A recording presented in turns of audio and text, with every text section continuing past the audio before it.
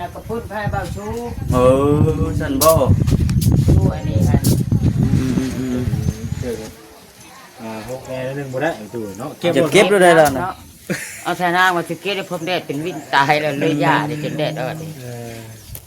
ยังเก็บมันสะอาด แล้วมัน เนาะ เพิ่นเห็นได้คือว่า2-3 มื้อเพิ่นแล้วมันยังเกลี้ยงงามอย่าง สำเร็จเสร็จสมบูรณ์พี่น้องเนาะเราก็ได้งามทุกช่องทุกมุมเกิดสารตุกเก็บขอบคุณทางผู้รักผู้ใหญ่เพิ่นที่ว่าสดซอยตามไปตู้เราอันมีบนสดบนเศร้าอันมีบนผักพิงบนอาศัยไว้ท่านเนาะคักงามมันก็สิบ่อันหอบพุ่นหอบพี่แน่คืออันช่วงพุ่น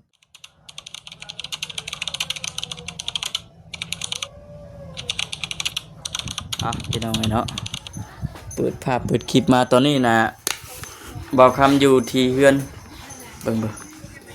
อยู่ที่บ้านที่เฮือนพี่น้องเนาะนั่งเย็นอยู่นี่ไปฉันกำลังจะไปพุ่นแล้วหลายคนเพิ่นนั่งอยู่พุ่นจะพาสบายดีเด้อพี่น้องเด้อเนาะเงียบเมามัน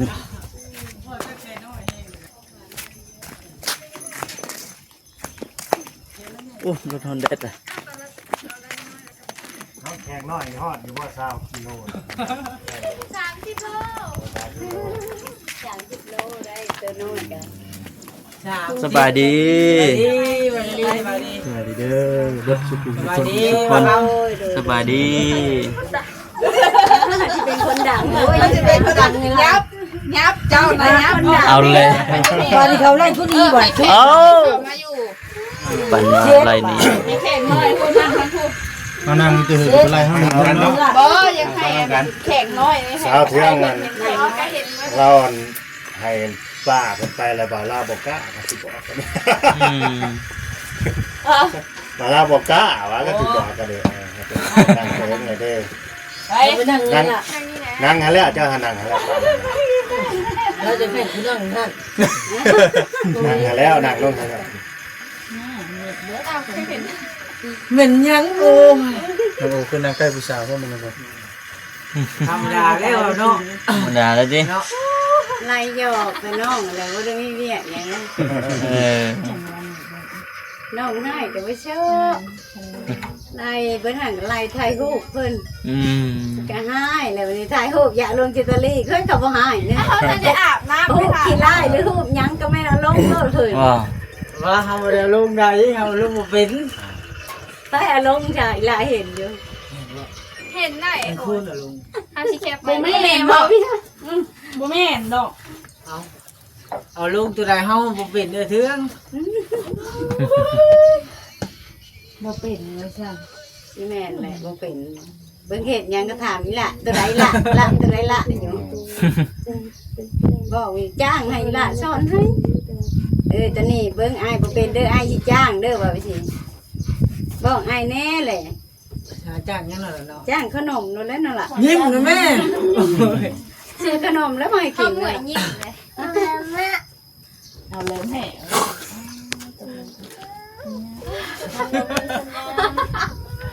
เต็งคง ของเยอะแยะเลย ก็จะว่าจะห้องเมื่อกี้นี่อ้ายเอ้าลาวคือบ่มาขายเฮาจะเชื่อว่าเฮาจะเป็นคนดังนี่ว่าได้ อยากเป็นคนดัง ดังทันทีเลยกองตั้งชำระบาดเนาะ เอาไปนี่ว่าอ้าวกองหลายเด้บ่เพิ่นก็เป็นเว้าได้ น้องโอพี่น้องโออาบน้ำอยู่วันนี้ไปเที่ยวบ่อ๋อเดี๋ยวจะไปอะไรกันนะใช่น้ โอ้ไปเกี่ยวน้ แกน้ำ ำเจ้าน้ำ ทางทางบ่ บ่คือน้ำ เจ้าน้ำมาใส่อ๋อนึกว่าเจ้าน้ำบาดาล อย่ามาสิมาทางทาง ทางสั่งเป็นบ่หวานเลยเนาะ ำน้ำเฮือนเราเนาะหลายเนาะ แม่นในเฮือนข่อยก็กระปุกโต๊ะและขุ่นน่ะน้ำหักขุ่นได้ว่าเฮาได้ปลาไว้จึงใส่ได้ ใส่หลายบ่เดี๋ยวนี้เนาะใส่หลาย ข่อยบ่ฮู้แบบว่า แล้วก็ น้ำมัน น้ำ บ่เลิกเขาคิดว่า ตื้อบ่หรือว่าอะไร ก็สิแม่นนะว่าพอว่าช่วงเมื่อกี้นี่มันแดดแห้งๆหันน้ำหันทางหนึ่งหันบึดมือจอบเอาอยู่หันน้ำโบราณ บ่ ปิดไว้เนาะ แม่นก็ปานนี้ก็พ่นโต๊ะก็ น้อง พอ มวยคือนั่งอยู่ไกลแท้ลงมานั่งอยู่พี่หลุม มีนั่ง พี่ลงมานั่ง นั่นยัง นี่ลงมานั่งสิมันบ่เห็นมุมกล้องพวกนี้ นี่นะ นี่ลงมานั่ง มานั่งพี่ นี่มานั่งอยู่ เฮ้ยนั่งเฮียงกันก็ได้ นั่งพี่ก็ได้ นั่งนี่ก็ได้ ลงมาแล้วนะนี่ลงมานั่ง ไปเลยนะ ไป เป็นอย่างเดียว โอ้ย อย่าไปเลยนั่งอยู่ไหน ลงนั่ง ประกันไหน ไปไปเมื่อยจัง จะได้เฮ้ยเที่ย ล ว งญาติให้ดอก เกณฑ์คนเนาะ ตายานมองใดนะมั้ง เบาอยากดึงออกจากเช้าเที่ยงเลยนะยังได้สิกันยัง เธอยังบ่เห็นช่ำอยู่นี่น่ะ จะเทื่อนก็ลงมาพี่ ลงมาแล้วนะ ลงมา ชาวบางแค่เลย เขาเป็นคนของงานนี้ยังให้เขากล้องแน่แล้วนะ เอาไปได้งามนะฮะ โอ้ยเห็นว่า ก้าวเดียว มันก็ได้ เอาอันแขนรถไป ยังดูมานั่งเลย ทำกันไหนนั่งอยู่คุณแม่นะคะ หมอไทยอีกเลยหมอไทย หัวเรายิ้มยิ้ม ยิ้มโมโหเลย เอ้ย แน่เลย จะก็ยังยิ้มก็เอา คือเห็นน้องมวยแบบฮดเข่ามัน เนาะ อย่าเก่งค่ะอย่าเก่งเอาโมซินกล้องหลาย หมดสิ้นเนาะ เป็นสีเกินในเรื่องนี้เนาะ กดดันเนี่ยยังน้อยเลยเนาะกล้องมันลายดิกดดั เท่ากันนะกล้องแต่ว่าลายกันเป็นกล้องเป็นที่ จะจะเนมกล้องได้ยัง ไทยเป็นได้ยุ่งแน่เลย แล้ว หายหมดเลยนะ ได้ยุ่งตัวไทยได้พออะไรแค่บาทนี้ มาถือเจ้าของเองละอายจะ ป้อง เกลีย อา ด ยุ อะ เป็นแค่ ไร บาทนี้ แขกนอนไปพุ่นแล้ว ตะแรงแต่งหน้าให้เด้อตะแรงเด้อ แต่งหนาวคุณเนี่ยโอ้ยรอคู่พระเอกก็มีเยอะ ตัวแต่งหน้าเลย เพื่อว่าเขารออ่ะ แต่แกอายุใช่ชนะมาใช่ เจ๊ให้มา เอารถ บุวิเพื่อนไอ้มานคือเก่า เมื่อได้ช่างขับขึ้นชิมาเห็ดเฮือนดอก มือได้บ่ แม่ ว่าวันเสาร์ สามชิมาเนี่ย เสาร์อื่นห่อเนี่ย อื่นนี่เนาะ แม่ เสาร์ใหม่มาเสาร์ ไปเสาบ่บ่ จะย่อยเข้ามาเนาะ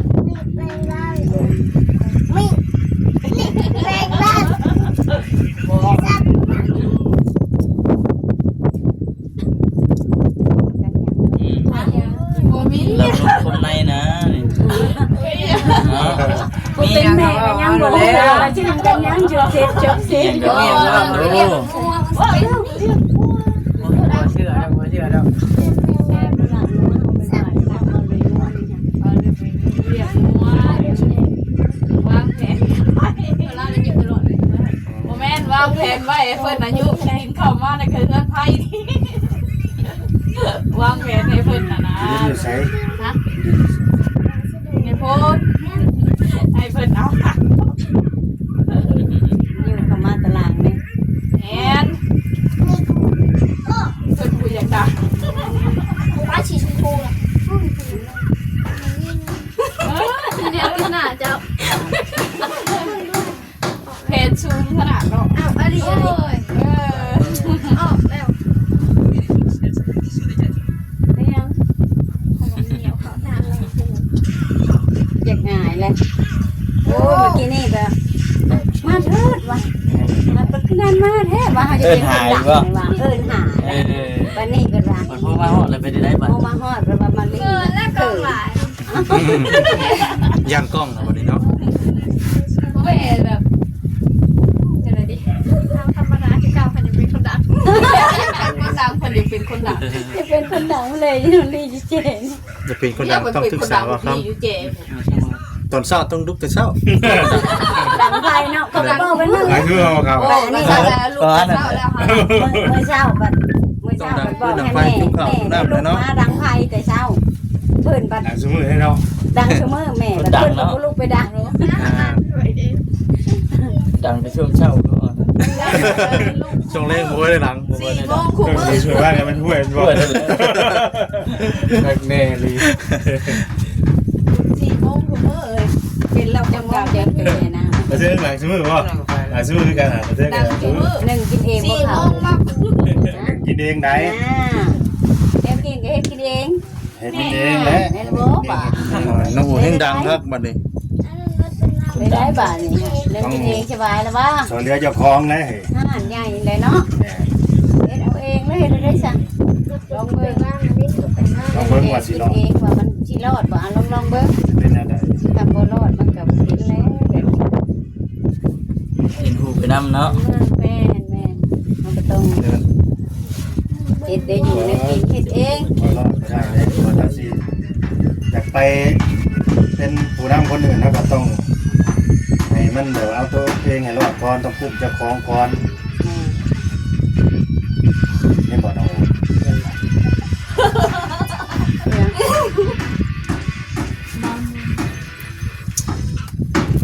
กินหนึ่งก่อนน้ำมาแล้วเฮ้ยจังงงเลยนี่มาว่าแล้วบ่เขาแชร์ไว้แล้วบ่ชิ้นหนึ่งตอนแร เฮ็ ก ดยังกินเช้านี่ เช้านี่ไปเรียกเช้านี่ มีนึ่งข้าวหรือบ่ กินข้าวเย็น ไปก็แล้วง้อเลยว่าแม่โทรบอกว่าบ่าวลาวให้กลับนะเหรอ อืม กิน ไป ข้าว เฮ็ด เย็น เรียกยังเช้า ไปหายกินเดี๋ยวถูกนี่ ๆดีใช่ เดี๋ยว วันเท่าไหร่ หายไปถูกนี่ เพราะแบบนี้เขาเมาได้เขาสิเมาเป็น100 ถุงในนะแบบสมมุติว่าขั้นต่ำ100 ถุงเนี่ย ผูกอย่างกันบ่ เนี่ย100 ถุงแบบเอาให้กิน เลยถุงต่อ20,000กีบบ่ แม่นแล้วแต่เขาสิห้องให้ว่าเท่า และอีกตามแล้วเนาะ 100 ถุง20,000หรือ30,000เนี่ยก็แล้วแต่ ตรงนี้น้อยเลยชมเขตเลย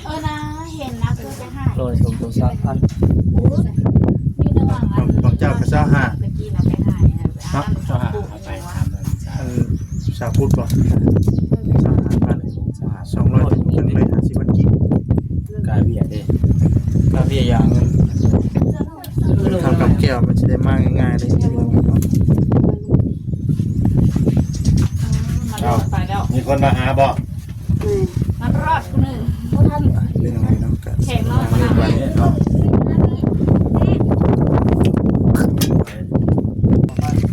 พี่น้องเนาะออกมาข้างนอกก่อนว่าซั่นถามไทยกัน เล่นกันไปพี่น้องเนาะตุกแก่เราอยู่เฮือนบ่เลย